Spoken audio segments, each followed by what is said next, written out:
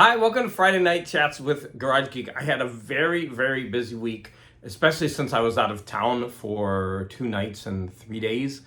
And then when I came back, I kind of crashed because I was so wiped out. I think it was a lot of sun, and that just sapped my energy.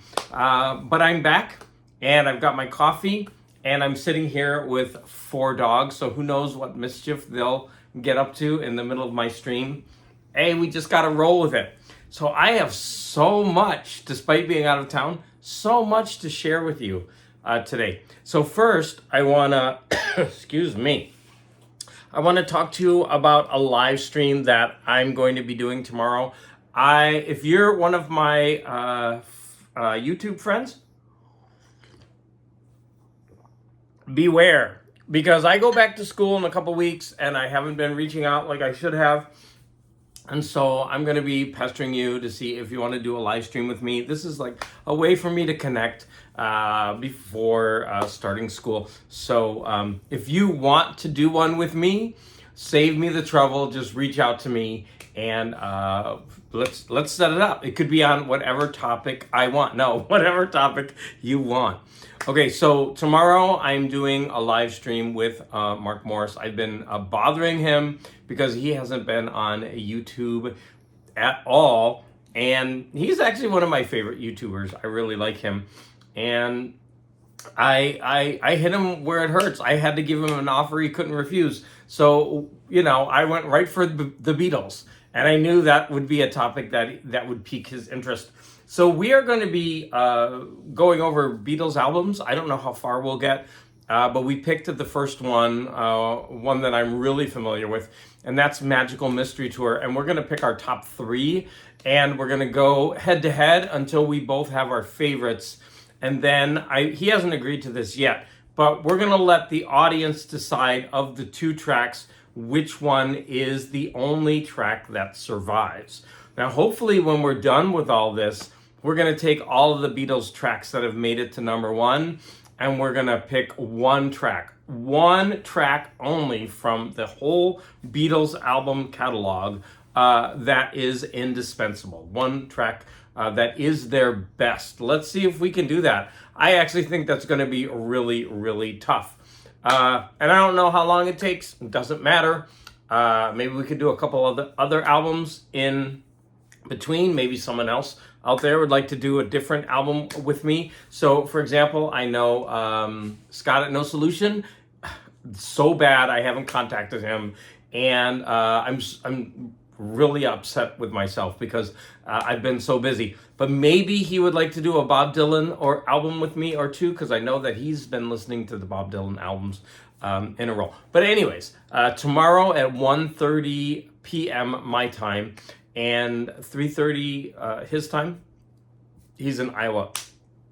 We will be doing that live stream. So please join us, and you'll get to vote if you stick around at the end. Now, today, my broad art order came in, and I ordered about 3 different sizes. Now, I was shopping at bookstores with Sleepy when he was in town, and I was reminded how much the book covers on books really make books feel more appealing, really, than they are. And I've always loved broad art, but I've never bought any. And so I decided that I would give it a try. And while I was in Idlewild on the way there and back, I was purposefully looking for some old books that could use some touch-up by putting them in broad art. And so I'm going to go ahead and show them off.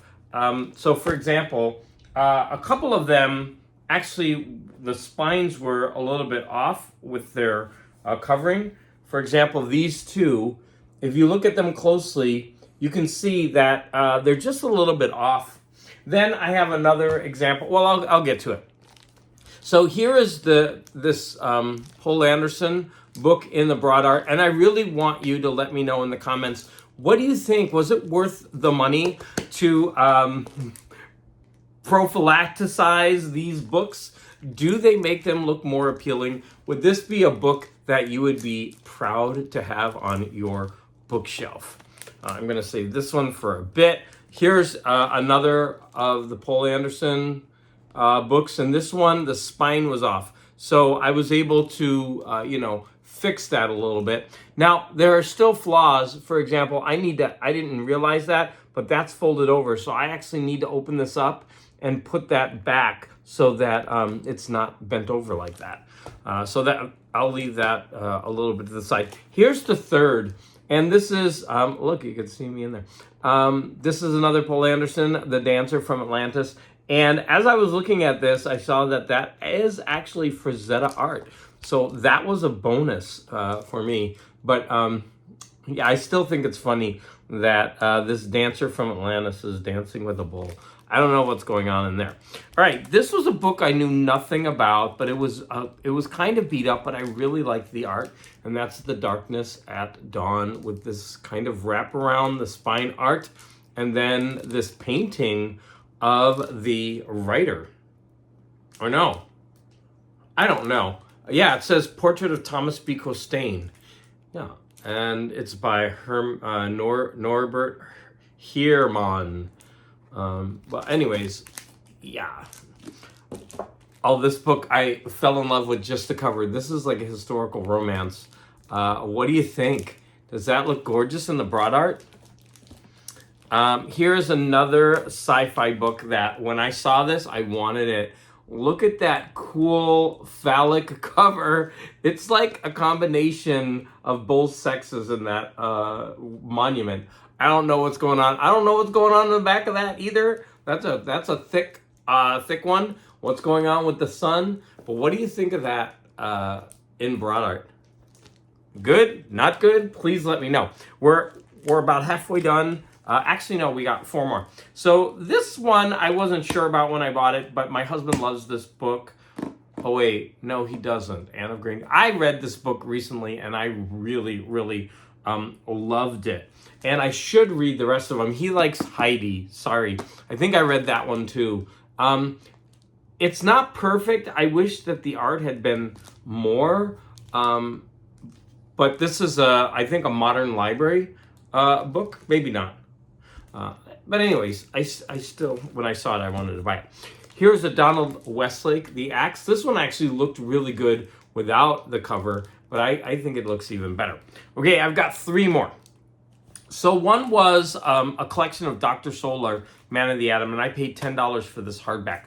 And it was all, the cover was all beat up. Now, I had problems getting it into Broda. You could still see that it's ripped here, but I was having trouble because I couldn't get this part to lay flat right there. So no matter what I tried, it would still fold over. So I'm going to keep trying to get this part to move up. But overall, I think the book looks really nice. Great for $10, and I'm probably going to read this week and report on it next week.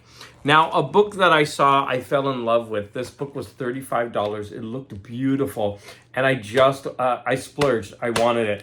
And so it's Oh, California, and wow, does it look even better, I feel, in this art covering. Now, my sister called me, and she told me to stop buying Norman Rockwell books, but I didn't listen. I bought another one, and I have it in the broad art. And yeah, even the actual book cover of this is nice because that's on the front and that's on the back. The real book cover, the hard part. But I still think that looks gorgeous. So what do you think of the broad art for covering books? I think that these things look good. My husband and I are thinking of building bookshelves wall to wall and around, and so you might see some of these books featured behind me as a kind of little library in here. All right, so that was the broad art. Now the next thing that I want to talk to you about is I paid a little bit more than I should have, but not outrageous. Okay, I bought a lot of Charlton comic books. Now, many Charlton comic books you can find for $1 if you're lucky. And so I got this lot, and I haven't opened it yet. I'm actually going to open it now, live.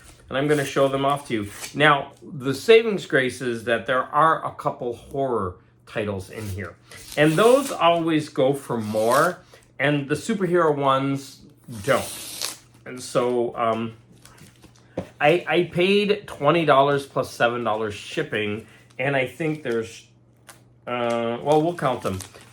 So here's the first one, and this is Space 1999, and this, I believe, has a John Byrne, but you can tell that that is pretty beat up. Looks like it's been in a fire. Here is The Many Ghosts of Dr. Graves, and again, the colors on this look dull. Maybe I shouldn't have bought this. Yeah, up close, these colors just don't pop, and that's a shame. And you can see all of this down here. Ooh.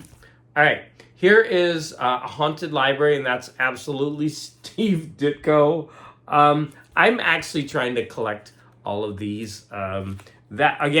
These look like they've been through a fire. This is Korg 70,000 BC. I bought another one of these, and it was $1. So yeah, I got another one in that collection. Here is a Ripley's Believe It or Not, a 30 center. It's got a spine roll and something going on here. But a painted cover nonetheless. Oh, this one is cool. Okay. Oh, this is a Mike Zeck cover. Wow. This is a Ghostly Tales, and that cover is cool. So there's one win so far. Oh, here's another Space 1999. This one is by Pat Boyette, but it's a little faded and stained, and well, what can you do? I guess not buy some eBay hauls. Here's an all new, sorry, Billy the Kid, number 119. Who is the artist? Warren Satter or Sattler? That's actually pretty cool art. And next one is another Billy the Kid, same artist. That was not too bad. And here is the Phantom. Now, I do get a lot of Phantoms for $1, but this, again, a lot of these just look like they've been through a fire. Maybe they were in, a smoky house that was on fire. I don't know. Another Phantom, number 71. This is Newton, and it's got a giant spider, which I really like. So I paid $27 for all of these. And here is The Occult Files of Dr. Spectre. And, ooh, this one's cool, but it's got a bent cover. Beware the Bog, a lurker stalks the swamp. It's very much like, Swamp Thing or Man Thing. Cool cover. Look at that painted cover. Look at her outfit. Looks like Thundra.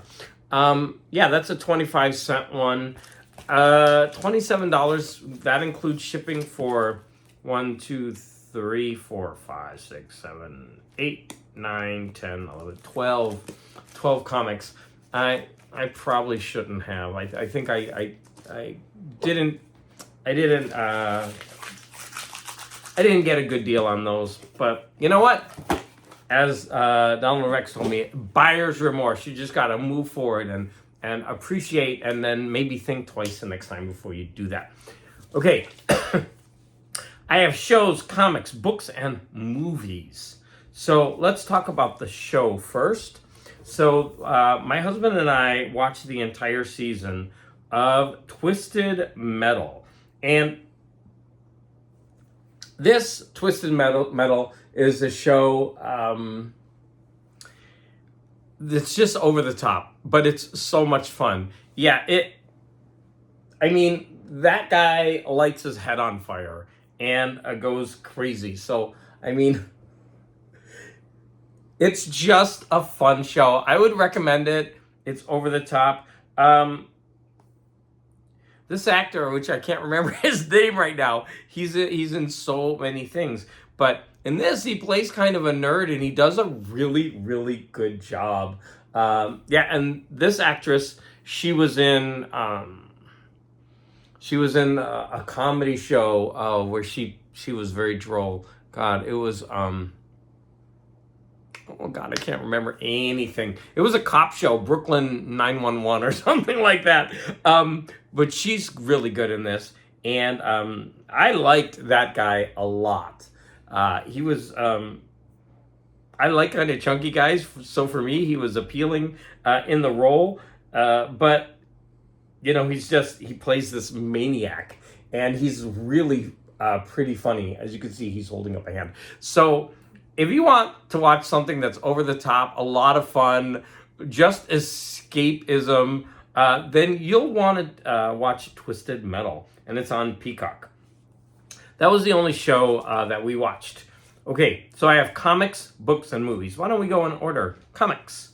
The first comic that I read was, I hate saying it, Bitch Planet. Okay, Bitch Planet, this was issues, I think, 1 through 6. Let me see. I'm not seeing it on the back. Yeah, 1 through 5. This was a lot of fun. This is exactly what it looks like. It's exploitative. It's basically women in prison being mistreated on all sides. Now, one problem I did have with this is that it's a sci-fi book, right? They're on another planet. And that only comes into play in the very beginning. But after that, there's no need for it to be on another planet. There's just basically women in prison. They never go outside the prison. And so the sci-fi element is kind of wasted. But otherwise, like the lettering, everything about this, the covers are hilarious. So are you woman enough to survive? Bitch Planet. And one feature that I really, really liked about these is that they have these double page spreads. Now, I've been noticing a lot that when you open up Image Comics or many comics, they will have a double page spread with just the title. And it's just letters. And to me, it seems like a waste of space. It's a way, I think it's a lazy way to give more pages in a comic without doing much work. But I don't mind this because there's letters and there's an image behind it, and it is actually moving the story forward because we see them on the ship, and then they go into how they're being held. Oh no, it was right before it. So they show the women in suspended animation, and as they're in suspended animation, they're forced to listen to religious gunk, because of their crimes. Now, what's going on? This is a future where women have lost their rights, their privileges. They're totally subject to men and their whims. And if they do anything wrong, they're shipped off to this planet. And it's not called Bitch Planet, but everyone, that's its nickname. And I won't give much away. It's typical for what, where people are trying to exploit them. They want to make a show out of them and make them fight and all this other stuff. But the covers and the story, everything is just a lot of fun. Here again, we have women walking in the prison, and you've got that big, the lettering. I'm going to kind of flip through that and show you the lettering because I like that so much. And I think the next one is, Bold, Beautiful, and Bad. And let me get the double page spread for that one. Oh, that one doesn't have one. Oh, here's the next one. I think this one is hilarious. Shame them, maim them, try to contain them, stand back. She's gonna blow. Hilarious. Yeah, this is just so exploitative and it's funny. And I'm really glad that there is a female involved in writing this, and it's Kelly Sue DeConnick. I'm not sure about the other one. So, you can't just say it's men like exploiting women, and but it's pretty good. A lot of shower scenes of women in the showers. Then they also will have ad pages, and they're pretty fun to read because they're, what every girl should know, your vagina is disgusting. So as you're reading them, like these are ads that are put, to keep women in their place in the society. And oh my God, why has dick been so cool toward me? What every girl should know. I mean, just funny. But yeah, like the interior art is okay, but the cover art on this is really great. Which whip will rip? And that's whip as in woman in prison, and because they're in a battle. Let's get the double page spread. Yeah. So that's actually going to lead me on a segue. I was watching a YouTuber, and he was putting his best. It wasn't Larry's Library. It was a different YouTuber. His best reads, I think, of last year. And I decided that, hey, let me just go ahead, and I went into my library's loan system, and I saw what they have, and they actually have a lot. And they actually have the second volume of this. So I went ahead and got it out of the library. And the other two that I'm going to talk about, I actually read them on my iPad. And I want to talk about the experience of it because, you know me, I'm a diehard physical media person. But I told myself I'm spending too much money and I want to read these things that everyone's talking about. I'm just curious, right? Because I do love comics as a medium. And so Sleepy Reader keeps talking about how much he likes Redcoats. And I read Geiger and I liked it a lot. I read the first volume. And so I went onto my website and they had Geiger, the second volume. So I downloaded that. And they also had Redcoat, the first 7 issues. So I'm going to talk about Redcoat because it is really, really good. And I got some pictures from it. So if you don't know what Redcoat is about, it's about, it's an alternate universe where there's magic. And it's during the time of the Revolutionary War. And you can see here, George Washington has magic. And I mean, this is the, oops, that's the, I just messed something up. I need to get back to my photos. There it is. So we're going to meet along the way so many people from American history, and that's what makes it so much fun. But they're going to have these alternate roles. And this Redcoat, he accidentally stumbles onto immortality. I won't tell you why, but someone really famous was doing all the spells in order to get this immortality, and this guy, the Redcoat, stumbles in, and he makes a mess of it, and he's the one who gets immortality, and he doesn't want it. And so he's like stumbling through history and going on all of these adventures. And so I showed you that one.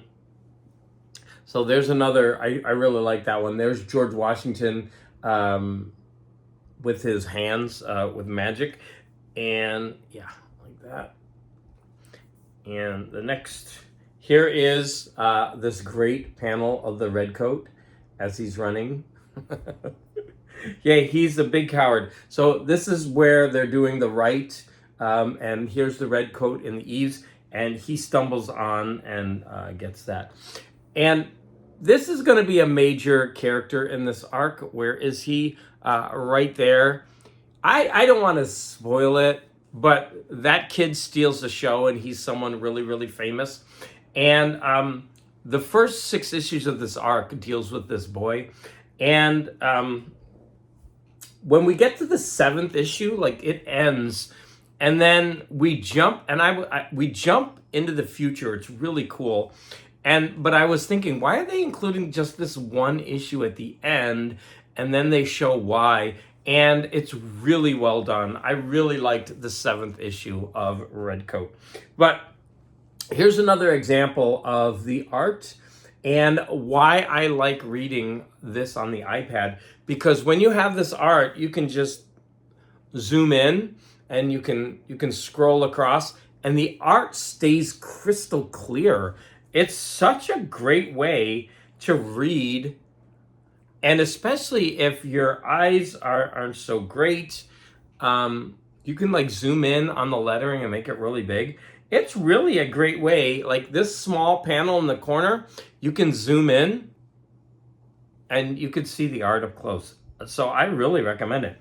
The covers of these always appealed to me because whenever Sleepy shows them, they would have wraparounds. Now in the book, they just had them as a double page spread, and they called it Chapter 1, Chapter 2. So I'm assuming Chapter 2 means the second comic book is starting. Yeah,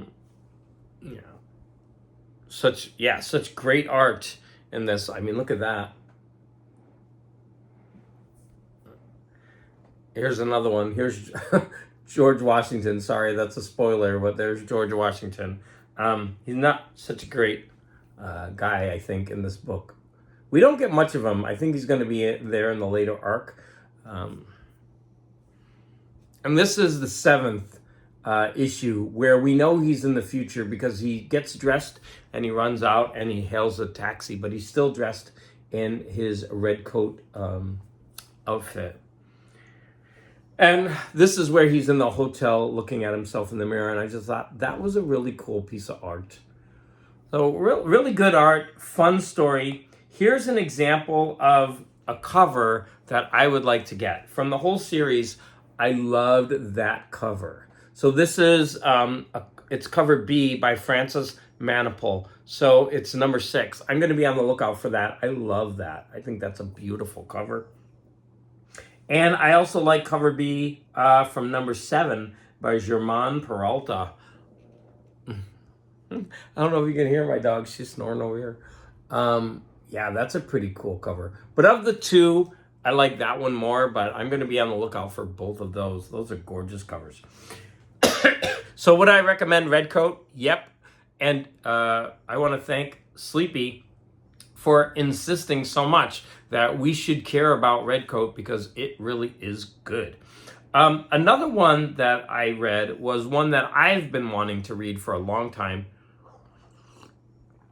and I never bought it. And so when I saw that it was available at the library, I went ahead and got it, and that is Witches.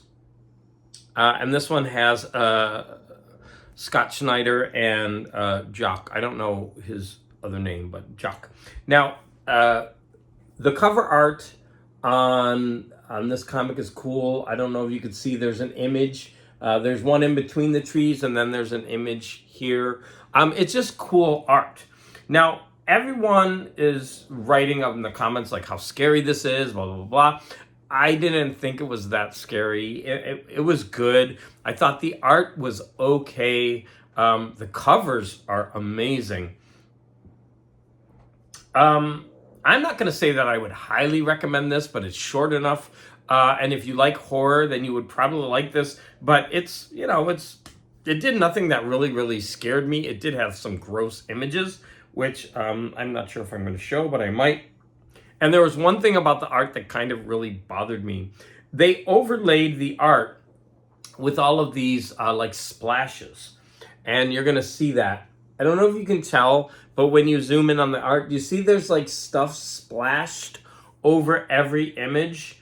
And it just made it muddy, in my opinion. But as you can see, we open the comic where there's a tree with a hole in it. And then there's somebody in the tree asking for help. And that was pretty creepy. A creepy way to open the book. Uh-oh, now what happened? Oh, okay.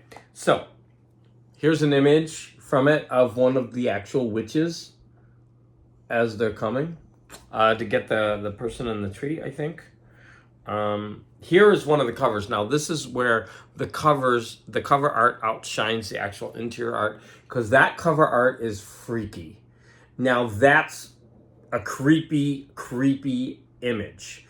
But the interior art isn't as good as that. Now, for example, there's the interior art. The child is swimming, and this lump is appearing on her throat. And I actually thought that was really good. But then again, you have all those splashes that they're covering up the art with. Here's another example of interior art, which is actually nice. And then the cover art, which is way creepier. I mean, that cover art is pretty cool. Here's some more of the interior art. And if you look at it, it's just so muddy with all those splashes on everything. And it's cool art, right? Don't get me wrong. It's not the highest level, but all those splashes on every page really kind of it just started to bother me after a while. Maybe if I read this in single issues, it wouldn't be so overwhelming. But when you read the whole thing in a row, it's just seeing that it's like an overlay on every single page.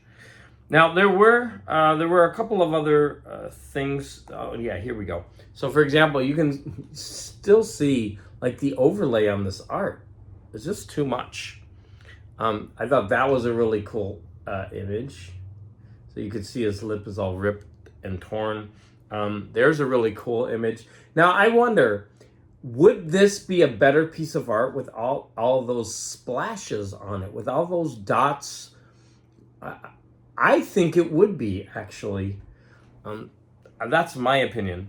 So here's an example of another cover. And then here's the first page. Now, the father in the story is a children's book author, and that was I think, art promoting one of his books. And this is pretty good. This, I thought, was a creepy image. All of these townspeople are surrounding their house, and they're walking up on it. And I just thought that was a really cool image. And there's another cool image. And near the end, I think I'm a fan of crossroads. And so here's someone leaving on a crossroads. And I thought that was a cool image. Now, at the very end, there's 3 or 4 texts where Scott Snyder talks about why he wrote this. And I actually thought this was really cool. He talked about this one where his parents bought a second home in the country so that he could have both city and country experiences. And he met a friend, and they used to go witch hunting a lot in the woods, and they came across this old car. And then as an adult, he went back there and he looked at it. And there's something happened in the woods that was really creepy to them. And that helped form one of the major motifs in witches. It was really good actually reading about that. And there's another image of that car that is still out there in the woods. They also included the inks and then the overlays. And I actually think that's really, really cool. And this is even with the splashes on it. And here's the thumbnail for the live stream tomorrow with Mark Morse. So witches, I'm going to have to say, I don't know. I'm of two minds about witches. I think my hype about it was I thought it would be better than it was, and that's always a bad thing. It's not bad by any stretch of the imagination. It's fun. It's got great art. It's got an interesting story. I was bothered by all of the splotches throughout every page. So yeah. So that is the end of my comics. But what I want to say is that I've kind of transitioned my modern comics into the iPad so that I could save money and focus more on older comics, which is I think something I need to do. I was buying too many modern comics just for the covers, and then I would buy the collected editions, and I have so many of them. And a couple of them that I bought, I actually read them and I didn't enjoy them, and I felt it was a waste of money. Okay, we have books and movies. So one book that I'm going to talk about is I finally finished The Count of Monte Cristo. I'm not going to talk about it a lot. I'm just going to say, where's the picture of it? It's in here somewhere. What am I going to say about it? This book is so long, and it's considered such a classic. I really liked it, although there were some parts that are really kind of dragged. But I did like it, and I would say that it's definitely 3.5 out of 5. It's overly long, but I still think it's a good romp, a fun adventure, a good revenge tale. But it gets bogged down with a lot of high-class Paris society. So that's my it's a 47-hour book. And that's my review in a nutshell. But I am so glad that I finally read it. And I actually want to read The Man in the Iron Mask. I will probably be reading that soon. And I actually want to watch some of the movies based on this book. Another book that I read, I just finished it today actually, it was called The Prophet. Now, I got this one because there was a YouTuber who I forget his name, and he recommended all like his favorite sci-fi books, and this was one of them. And so far, all of the ones that he's mentioned and that I've read, I think this is my third, I was kind of disappointed with them. Not this one. Absolutely loved it. Now, I'm gonna tell you why. It's got a really interesting sci-fi that's very I don't want to give it away because I was discovering it as it was going through, but it's got a major sci-fi element. But what I really found interesting was the buddy. It's kind of a cop story, but they're not really cops. They're both very quirky characters in their own way. And there's a huge gay element in this book, which I like. One of them is gay, and the other one is he's also able to sense whenever somebody is lying or not. But he's got he's kind of I would say on the spectrum. And then the military man is tasked with protecting him even from himself. And so their dynamic is really, really well written.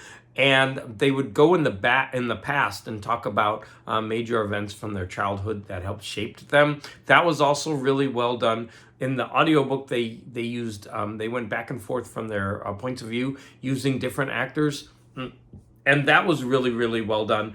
I really enjoyed this book. Now I maybe liked it a lot more because of the gay element. I'm not sure. I thought this was a really, really good book that had a strong gay character in it. I don't know if that clouds my judgment or not, but I am going to recommend this book.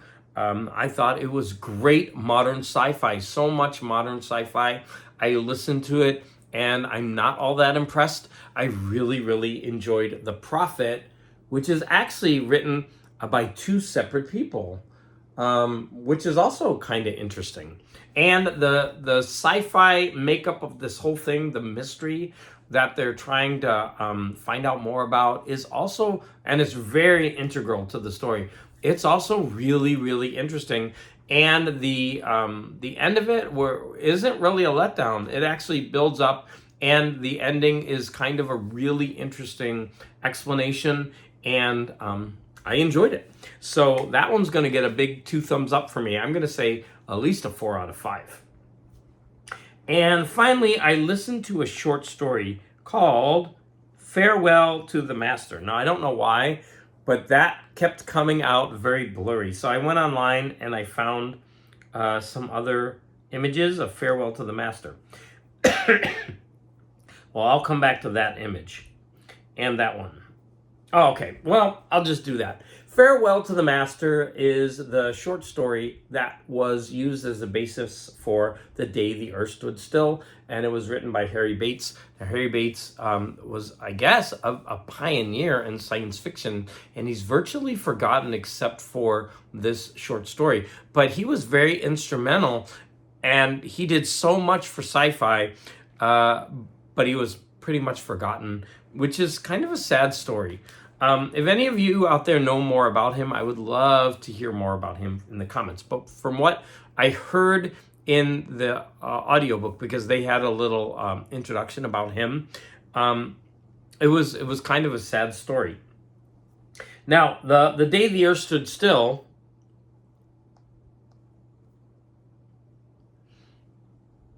is very different from the book and from the movie. Like the short, I got that all wrong. Farewell to the Master, the short story, is very different from the final movie, The Day the Earth Stood Still. And I also saw the version with Keanu Reeves, and I think that it's the same, right? In the original short story, the ending is so different, and it's kind of surprising and fun. And the movie has a different ending altogether. And I don't think the Keanu Reeves one changed it. I think they kept it to the movie and not the short story. So the short story is well worth listening to or reading, and it's in public domain. I think you can easily get a hold of it. I found it on in my library app.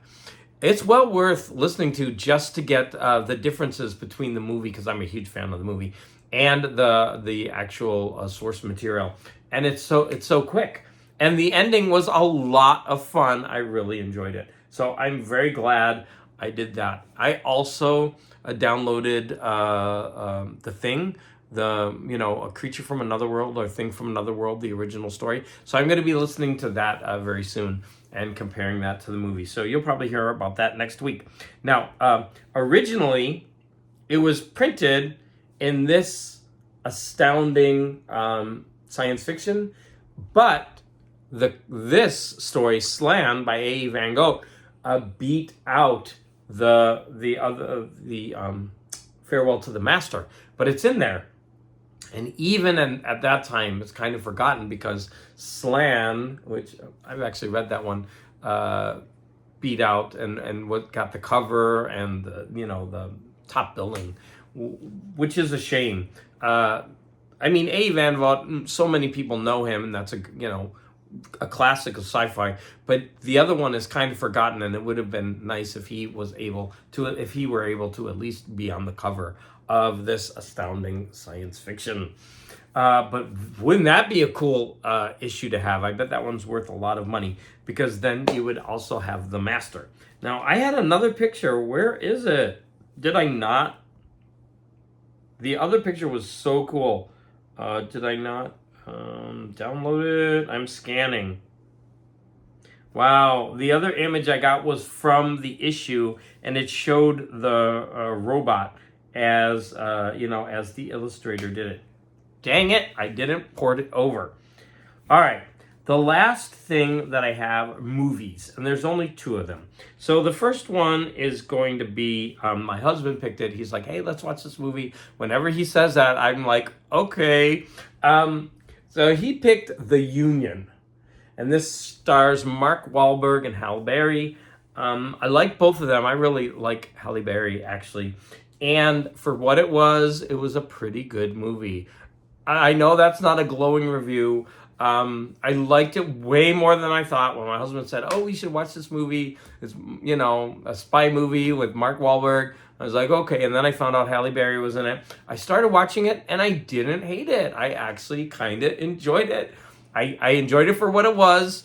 There's some big implausibilities in this movie, but, take it with a grain of salt. Just have fun. Watch the movie, sit back. Mindless, fun entertainment. The Union, which is on Netflix. And then the other movie that I watched, well, before I do that, I'm just going to scan through my pictures to make sure I covered everything. And yes, I did.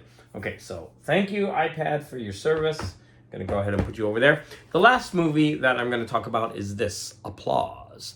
And this was a movie that I picked up recently, very cheap. And I really like this. Oh, actually, no, I'm not done with my iPad. I'm actually going to show you a couple scenes from this movie, whether you want to see them or not. I have 2 clips, and they're each 30 seconds. So let me give you some background. This movie is from 1929, and I enjoyed it so much. It is about a burlesque performer who has a daughter, and she is able to send her to a convent. Now, at the age of 17, her sleazy boyfriend gets her to get the daughter and bring her back so that she can be in the burlesque act with them, because the mother is aging and they need young talent. It's so good for a movie in 1929. But let me tell you why this is really interesting. The director, Mamoulian, this was right when talkies were starting. And they talk about why he was so important, because he advanced sound techniques with this movie. Most people were just trying to get the dialogue to sound right, but he got the dialogue, and he did a technique where he had 2 microphones and he got sound in 2 places. I'm going to show you one example of that. And it's just filled with fun images. The daughter is hyper Christian, and she has to see her mom perform, and then she's forced to perform as well. And it's a fun movie, especially from 1927. Wow, this thing is almost 100 years old, just a few more years. All right, so I'm going to show you 2 clips of 30 seconds each. Now, the first clip is, let me see. I want to click pause. Pause. All right, the first clip, I recorded this by holding my camera up to my computer screen and recording it. So the sound, number one, the sound's not that great because it's almost 100 years old, and then because of the way I recorded it. But the woman, the lead star, her name is Helen Morgan. She's a great singer. And in the special features, they have a couple of clips of her singing and other things. She's got an amazing voice. So I'm going to try to have it so you can hear it. But this is a scene where they have 2 mics. And you're going to see, especially if you listen at the very end, you're going to hear her singing and the other people talking at the same time. So let's see if I can get this set up so that it will play right. Okay, there's no sound coming out of, oh wait, there we go. She's got a kind of opera voice.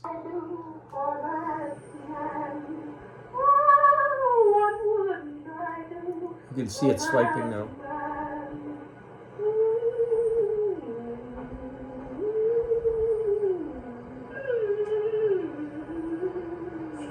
Yeah.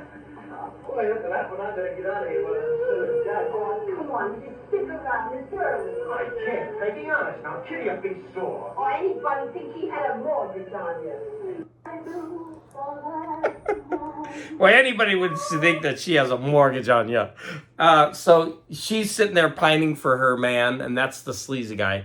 And as she's, singing this song to him, he's cheating with a woman down the hall.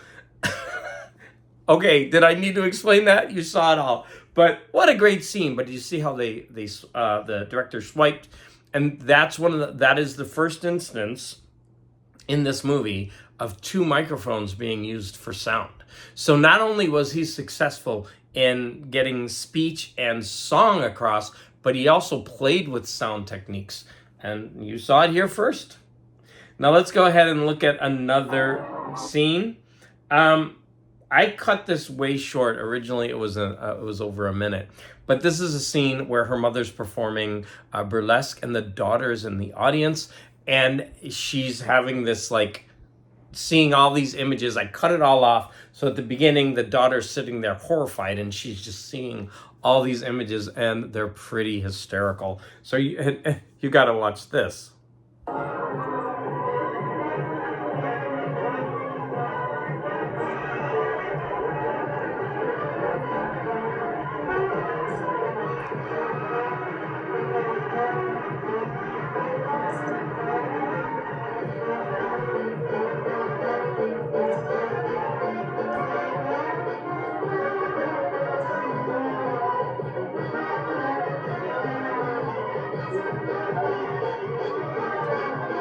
That's the daughter horrified. All right. You can tell Garage Geek had a lot of fun with that almost 100-year-old movie. These things are so worth watching, and you can find them often dirt cheap. If you are out and you see one of these old movies, you should pick them up and watch them. Or if not, just send them to me, because I'll watch them and review them. Awesome. And when I'm going to put this in my little case. Like I told you, I'm going to go ahead and use that as the cover art. How cool is that? Well, this has really been a romp. 50 minutes of Garage Geek. It's too long, actually. I know a lot of you like it when I'm 30 minutes or less. Sorry about that. But to remind you, I talked about my broad art and the live stream that I'm going to have with Mark Morris tomorrow. I showed you the comics that I think I got ripped off on. I talked about some shows like Twisted Metal, comics, Bitch Planet, Red Coat and Witches, books, Count of Monte Cristo, The Prophet and Farewell to the Master, short story, and movies, The Union and Applause. I want to thank all of you for the support, and of course, any comments that you have are always greatly appreciated.